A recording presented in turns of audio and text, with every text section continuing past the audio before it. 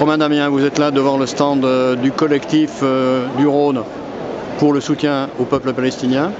Aujourd'hui, est-ce qu'il est important de continuer à aller manifester le samedi, place Bellecour, place des Terreaux à Lyon, pour soutenir la population de Gaza?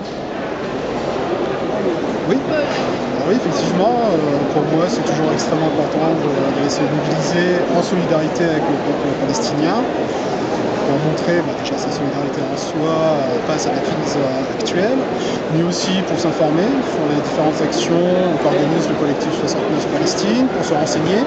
Là, comme par exemple ici, plusieurs tracts qui expliquent sur différents points du conflit et qui permet également à n'importe qui de pouvoir s'informer. On a aussi des sources académiques, universitaires, pas que d'associations militantes.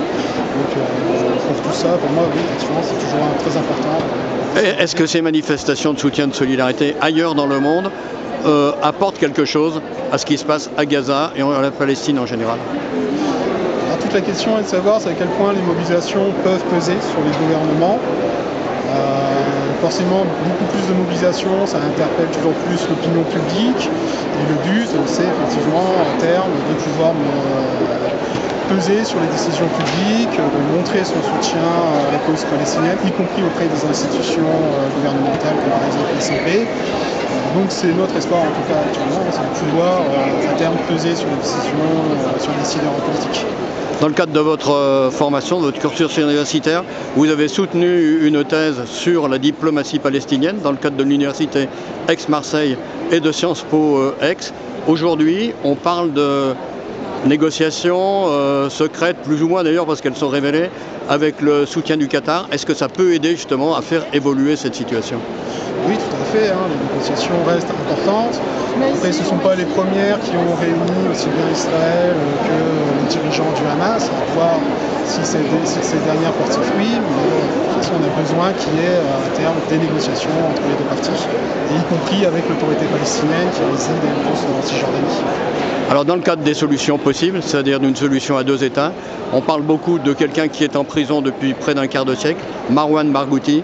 Est-ce que ça, vous y croyez en tant que personne qui pourrait fédérer les sensibilités au sein du peuple palestinien?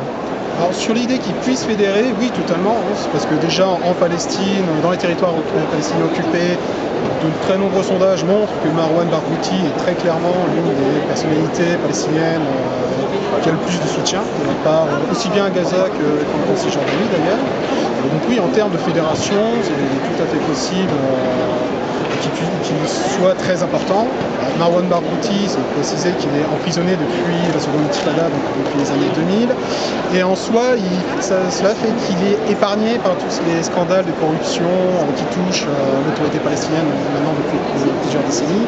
Donc il est épargné par ça. Il incarne une vision aussi de résistance du peuple palestinien, toujours forte.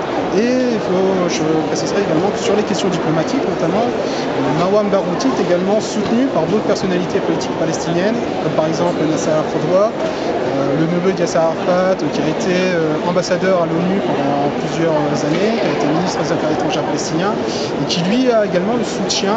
Il a été nommé à plusieurs reprises observateur par l'ONU. C'est aussi une personnalité de confiance pour les autorités internationales.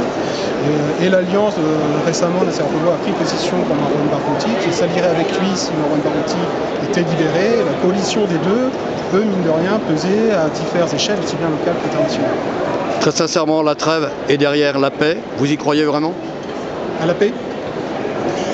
Écoutez, l'espoir est le début de tout pour moi, donc oui, je crois en la paix. Après, avec le gouvernement actuel en Israël, c'est forcément très difficile, mais vu les mobilisations actuellement dans les villes israéliennes contre le gouvernement Netanyahou, on peut espérer un changement de gouvernement d'ici peu, à voir en même temps. Oui, en tout cas, bien sûr, je crois toujours à la paix entre les deux populations. Donc Shalom Arsham, la paix maintenant. Exactement.